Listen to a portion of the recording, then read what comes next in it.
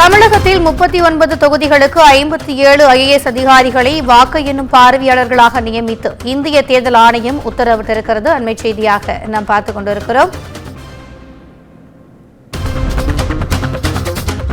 தமிழகத்தில் 39 தொகுதிகளுக்கு 57 IAS அதிகாரிகள் வாக்கு எண்ணிக்கை நியமர்களாக நியமிக்கப்பட்டிருக்கின்றனர். இது தொடர்பான கூடுதல் விவரங்களை எமது செய்தியாளர் சிவா வழங்க கேட்கலாம். வணக்கம் சிவா, தேர்தல் ஆணையம் வெளியிட்டிருக்கக்கூடிய இந்த உத்தரவு குறித்தான கூடுதல் விவரங்கள். திவ்யா, நாடு முழுவதும் மக்களவை தேர்தல் 7 கட்டங்களாக நடைபெறும் என்று அறிவிக்கப்பட்டு முதல் கட்டத்திலேயே தமிழகத்தில் ஏப்ரல் 19ஆம் தேதியான முதல் கட்ட தேர்தலிலேயே தமிழ்நாட்டில் இருக்கக்கூடிய 39 தொகுதி, புதுவை உள்ளிட்ட 40 தொகுதிகளிலும் மக்களவை தேர்தலுக்கான வாக்குப்பதிவு நிறைவுற்றிருக்கிறது. அதன் தொடர்ச்சியாக பல்வேறு கட்டங்களாக தேர்தல் நடைபெற்று முடிந்திருக்கக்கூடிய நிலையில இறுதிக்கட்ட தேர்தல் என்பது ஜூன் 1ஆம் தேதி நடைபெற இருக்கிறது. அதற்கான பிரச்சாரம் என்பது இன்று மாலை ஓய்வடைய இருக்கிறது. இந்த சூழல்ல தமிழகம் உட்பட அனைத்து மக்களவை தொகுதிகளுக்குமான வாக்கு எண்ணிக்கை என்பது ஜூன் 4ஆம் தேதி எண்ணப்பட இருக்கிறது.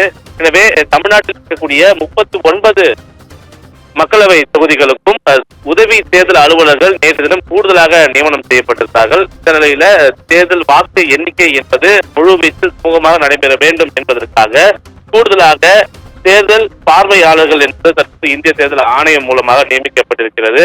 குறிப்பாக 57 மூத்த IAS அதிகாரிகள், பல்வேறு மாநிலங்களில் இருக்கக்கூடிய மூத்த IAS அதிகாரிகளை தேர்தல் பார்வையாளர்களாக நியமித்து இந்திய தேர்தல் ஆணையம் அதற்கான உத்தரவை தற்போது பிறப்பித்திருக்கிறது. குறிப்பாக தென் சென்னை, வட சென்னை, மத்திய சென்னை உள்ளிட்ட சென்னையில் இருக்கக்கூடிய இந்த 3 முக்கிய மக்களவை தொகுதிகளில் தலா 2 IAS அதிகாரிகள், அதே போல தூத்துக்குடியில் 3 IAS அதிகாரி என ஒட்டுமொத்தமாக இருக்கக்கூடிய 39 மக்களவை தொகுதிகளுக்கும் 57 IAS அதிகாரிகள் தேர்தல் பார்வையாளர்களாக நியமனம் செய்யப்படுவதாக இந்திய தேர்தல் ஆணையம் அறிவித்திருக்கிறது. இதே போல ஒட்டுமொத்தமாக நாடு முழுவதும் இருக்கக்கூடிய 543 மக்களவை தொகுதிகளுக்கும் தேர்தல் பார்வையாளர்கள் நியமனம் என்பது இந்திய தேர்தல் ஆணையம் மூலமாக தற்போது செய்யப்பட்டிருக்கிறது.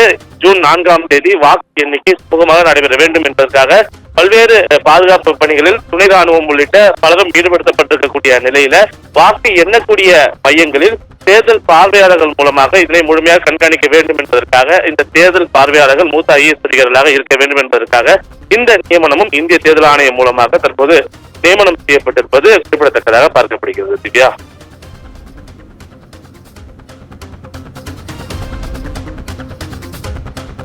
கூடுதல் விவரங்களுக்கு நன்றி சிவா.